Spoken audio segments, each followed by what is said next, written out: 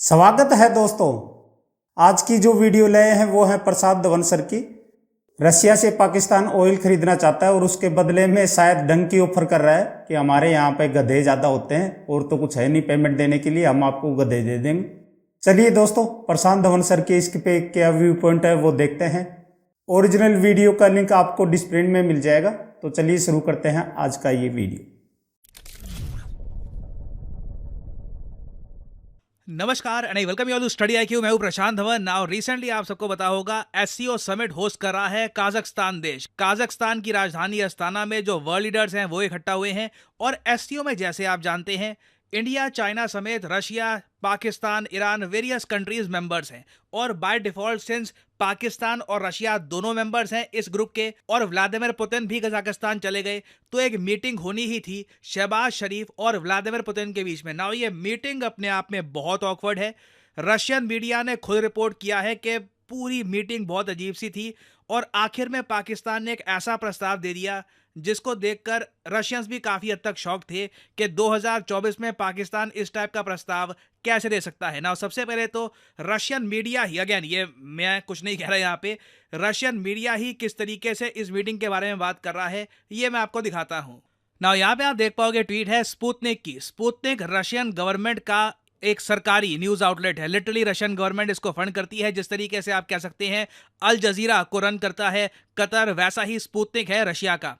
ना इन्होंने ट्वीट करी है कि देखिए मीटिंग बहुत ज़रा ऑकवर्ड थी। पहले तो सबको ये दिखा कि शहबाज शरीफ की जो कुर्सी है ना इस पे मॉडिफिकेशन हो रखी थी एक्स्ट्रा कंफर्ट के लिए। ये हमेशा अजीब लगता है जब दो वर्ल्ड लीडर्स मिलते हैं और दूसरे वर्ल्ड लीडर को कोई बड़ी प्रॉब्लम ना हो। ऐसा नहीं है कि शहबाज शरीफ व्हील चेयर पे है या फिर कुछ सर, हो सकता है शहबाज शरीफ को कोई अंदरूनी बीमारी हो और इनको बहुत बड़ा इशू है।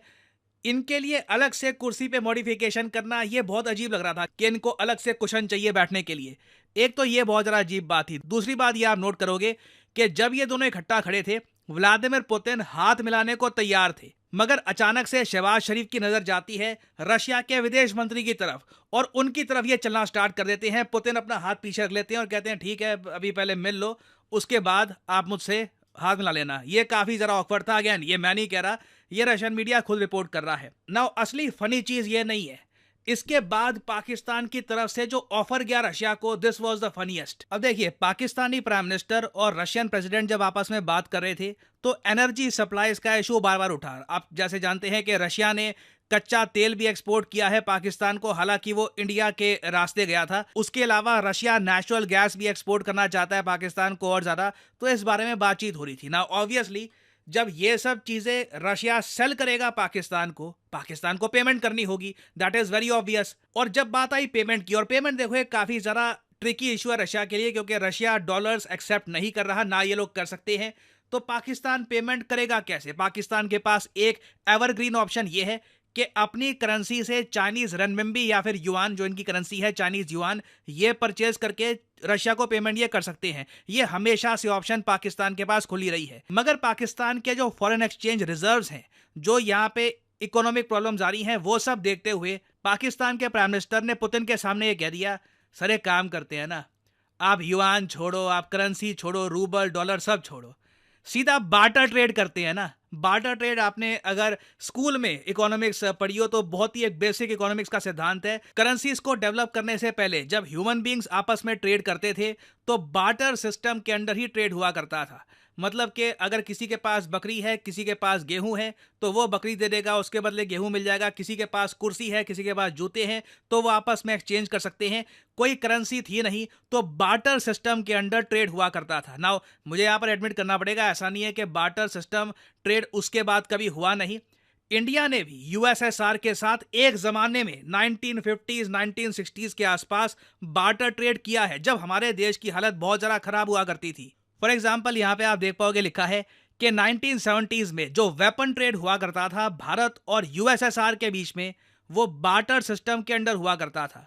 हमारे पास जो भी अनाज था, चावल था, गेहूं था, हम ये भेजते थे रशिया में और रशियंस बहुत ज्यादा सस्ते दामों पर हथियार इंडिया को प्रोवाइड करते थे ना। इसलिए आप कह लो यूएसएसआर को लेकर ना इंडियंस के मन में आज भी बहुत ज्यादा रिस्पेक्ट है और मेरे हिसाब से ये जायज भी है। हालांकि ये बात भूल मत जाना, यूएसएसआर टूट चुका है, अब जो रशियन फेडरेशन है ये एक ऑल टुगेदर डिफरेंट कंट्री है।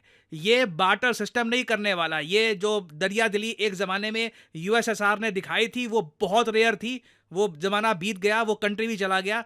रशियंस बार्टर सिस्टम नहीं मानेंगे। और पाकिस्तान ने भी अपनी तरफ से काफ़ी गुहार लगाई कि देखिए रिन्यू करते हैं ना ट्रेड बार्टर सिस्टम के अंडर, क्योंकि हमारे पास विदेशी मुद्रा भंडार इतना बचा नहीं है, जो भी बचा है उससे कंट्री को रन करना है। करेंसी भी जो हमारी है वो इतनी गिर चुकी है कि आपको हमारी करेंसी भी नहीं चाहिए होगी, क्योंकि पाकिस्तान की करेंसी की अभी अगर हम वैल्यूएशन देखें तो एक यूएस डॉलर के मुकाबले 278 है पाकिस्तानी रुपी की वैल्यू। नाउ एक टाइम पर ये 300 के एक यूएस डॉलर की वैल्यू 300 से ऊपर जाएगी सर, इसी साल पार कर जाएगी 300 आसपास पहुंच गए थे।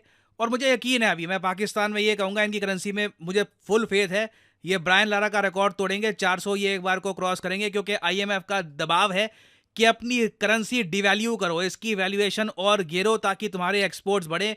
उसको लेकर पाकिस्तान रेजिस्टेंस दिखा रहा है। शायद इस साल ना माने, अगले साल या 2026 में eventually I have firm faith. Babar Azam का पता नहीं, मगर पाकिस्तान की जो करेंसी है इट विल स्कोर 400। तो रशिया देखिए ऑब्वियसली पाकिस्तान की करेंसी नहीं लेना चाहेगा, क्योंकि गिरावट के चांसेस बहुत बहुत ज़्यादा है। उसके अलावा आप अगर देखो इंडियन रुपी भी जो इनको मिला था उसका भी इनको जरा पता नहीं था कि क्या करें। इवेंचुअली रशियंस ने इंडियन रुपी जो इनको मिला ट्रेड करके वो इंडियन इकोनॉमी में ही इन्वेस्ट कर दिया। पाकिस्तान के केस में इनके पास वो ऑप्शन भी नहीं है। और पर्सनली आप अगर मुझसे पूछे, मैं देख के हैरान हूं कि वैसे भी रशिया पाकिस्तान का ट्रेड बहुत कम है, $1 बिलियन है बस।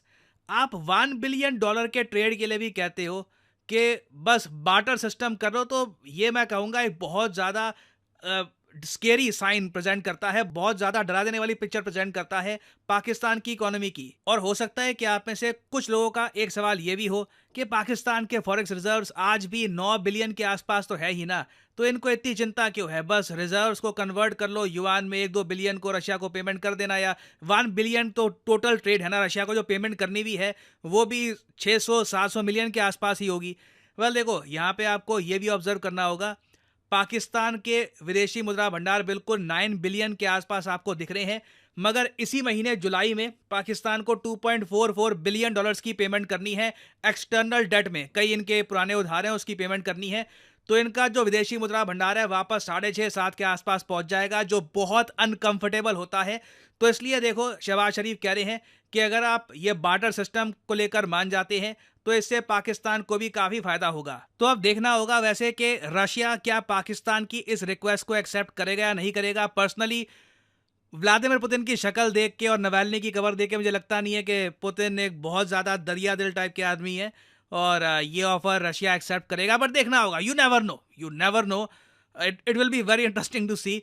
और इससे रिलेटेड कुछ डेवलपमेंट्स होती है तो मैं आपके लिए बाद में अपडेटेड वीडियो ले आऊंगा। तो चलिए दोस्तों, वीडियो हो गया खत्म। घूम फिर के इस वीडियो में एक ही पॉइंट निकलता है, पाकिस्तान क्या एक्सपोर्ट करता है? पाकिस्तान डंकी एक्सपोर्ट करता है चाइना को। तो क्या रूस को वो डंकी ऑफर कर रहा है? हम आपको गधे दे देंगे, आप हमें तेल दे दो। दोस्तों आपका इसके बारे में क्या व्यू पॉइंट है, आप हमें कमेंट करके बता सकते हैं। आपको ये वीडियो पसंद आई हो तो दोस्तों एक लाइक जरूर करना, और इस चैनल पर नए हैं तो इस चैनल को सब्सक्राइब जरूर कर लेना।